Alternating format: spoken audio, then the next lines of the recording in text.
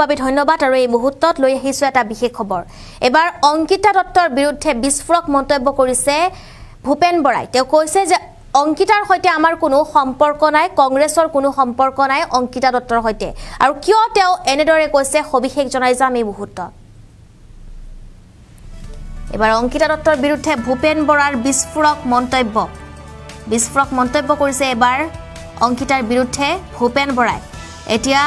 আমাৰ দলৰ সৈতে কোনো সম্পৰ্ক নাই অংকিতা দত্তৰ বুলি উল্লেখ কৰিছে ভূপেন বৰাই লগতে তেওঁ কৈছে যে তেওঁক 6 বছৰলৈকে বহিষ্কৃত কৰা হৈছে বুলি উল্লেখ কৰিছে ভূপেন বৰাই অংকিতাই বিজেপিৰ সৈতে লগ হৈ ৰাহুল গান্ধীৰ ভাৰত জোড়ো ন্যায় যাত্ৰা আমুগুৰিত ব্যৰ্থ কৰিব বিচাৰিছিল বুলি উল্লেখ কৰিছে ভূপেন বৰাই এইকেটা বিস্ফোৰক মন্তব্য কৰিছে এবাৰ ভূপেন বৰাই তেওঁ কৈছে যে অংকিতা দত্তৰ সৈতে আমাৰ কোনো সম্পৰ্ক নাই কংগ্ৰেছৰ কোনো সম্পৰ্ক নাই অংকিতা দত্তৰ সৈতে আৰু যেহেতু এবাৰ অংকিতা দত্ত বিজেপিত যোগদান কৰাৰ সম্ভাৱনা আৰু তাৰে পূৰ্বে এণ্ডৰে এতিয়া মন্তব্য কৰিছে ভূপেন বৰাই যে অংকিতা দত্তৰ সৈতে আমাৰ কোনো ধৰণৰ সম্পৰ্ক নাই তেওঁক যেহেতু 6 বছৰলৈকে বহিষ্কৃত কৰা হৈছে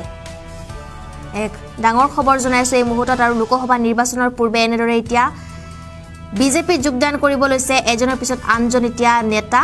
আৰু তাৰ পিছতে দেখিবলৈ পোৱা গৈছে যে এবাৰ ভূপেন বৰাই এনেদৰে অংকিতা দত্তৰ বিৰুদ্ধে মন্তব্য কৰিছে তেওঁ কৈছে যে কংগ্ৰেছৰ সৈতে অংকিতা দত্তৰ কোনো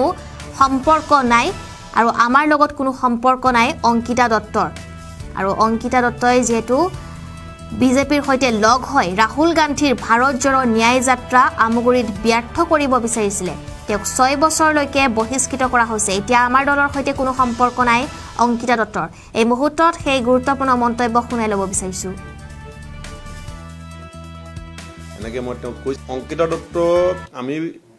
এক্সপেল কৰা আছে পাৰ্টিৰ পৰা গতিকে এক্সপেল কৰাৰ পাছত আকৌ কংগ্ৰেছ কেনেকৈ হ'ব আৰু তেওঁ ৰাহুল গান্ধী যাত্ৰা প্ৰতিৰোধ কৰিবৰ কাৰণে বিজেপিৰ লগত মিলি পুলিচ লৈ পেলাই কাম কৰিছে গতিকে আমাৰ বুলি কিয় কৈছে আপোনালোকে বিস্মিতা গগৈটো এতিয়া ক'বলৈ বেয়া আৰু মোৰ নিজৰ ভণ্টিৰ নিচিনা মই ইমান ডিটেইলছত যাব বিচৰা নাই অসমৰ ৰাইজেও জানে সকলোৱে সব কথাই আপোনালোকে জানে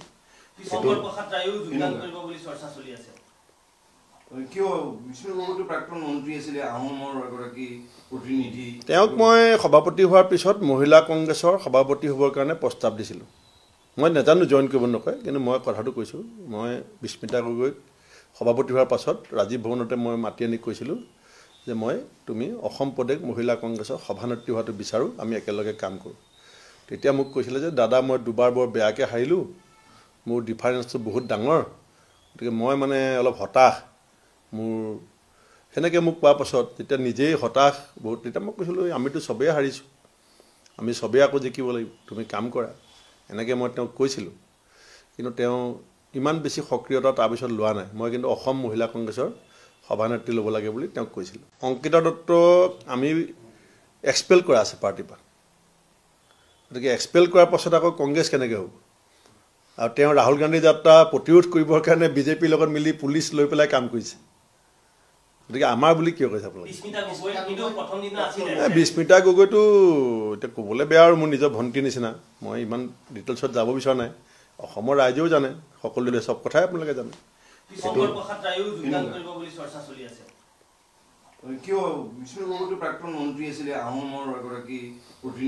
তেওঁক মই সভাপতি হোৱাৰ পিছত মহিলা কংগ্ৰেছৰ সভাপতি হ'বৰ কাৰণে প্ৰস্তাৱ দিছিলোঁ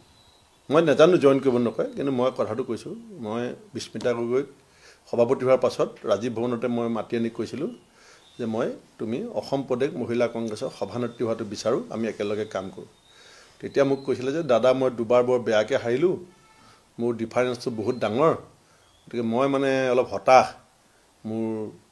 সেনেকৈ মোক কোৱাৰ পাছত তেতিয়া নিজেই হতাশ বহুত তেতিয়া মই কৈছিলোঁ আমিতো চবেই হাৰিছোঁ আমি চবেই আকৌ জিকিব লাগিব তুমি কাম কৰা এনেকৈ মই তেওঁক কৈছিলোঁ কিন্তু তেওঁ